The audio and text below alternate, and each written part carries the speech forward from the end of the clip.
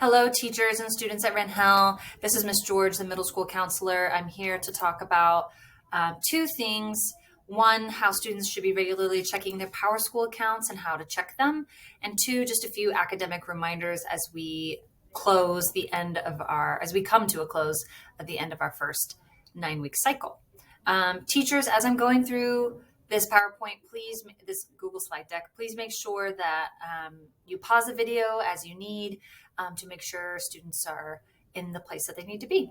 All right, so let's go ahead and start. Students, when you open your Chromebooks today with your advisory teacher, the first thing you're gonna do is log into Clever. So you'll open your Chromebooks, log into Clever, and double click on the PowerSchool icon. The PowerSchool icon is going to be on a dark navy square with a capital rainbow P. So once students log into Clever and click that PowerSchool icon, it's going to take students to two places. It's going to take them to the PowerSchool login page and the DISD login page. So they've got to log in twice using their student ID and password. Once students log into both places and they are officially in, it will take them to PowerSchool. So for step 4, once students are on the home page of PowerSchool, it will look kind of like this as an example student at the high school level. So it'll say the student's name on the top, student's name again, and then their student ID number on the left-hand side. There are a couple of important tabs, but the one we're going to look at today is grades and attendance, which is the one that students and teachers should be regularly checking. So students, when you log into your PowerSchool, this is that main home page. You will see a list of your classes in the order that you have them, 1st through 8th period, as well as the name of the class, and then your numerical current grade as it stands, and absences on the right-hand side and tardies.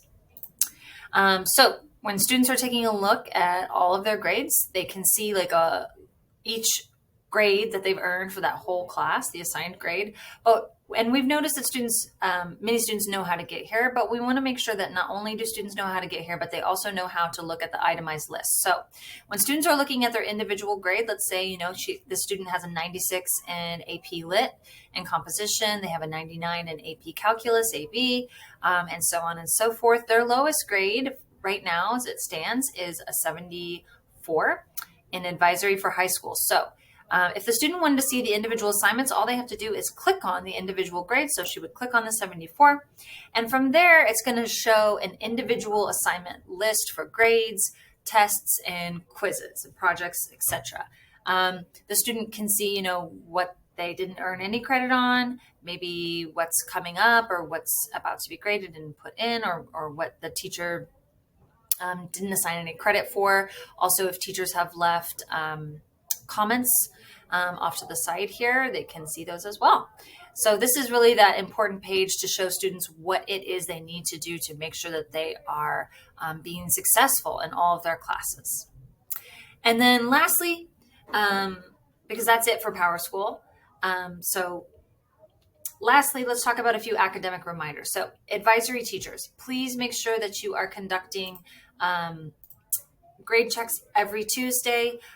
These are very important, and students, there's no reason to not know how to access your PowerSchool now. If you're having any issues with PowerSchool, please let your teacher know, and we can make sure that you get into your PowerSchool account, because that's really important.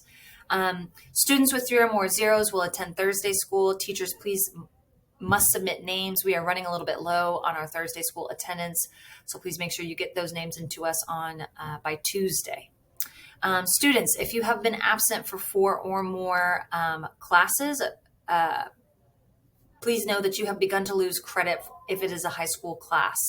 Any high school credit class, middle school students, this applies to Algebra 1, Physics, Spanish, and Korean too, and any other high school credit class. And then lastly, middle school planners.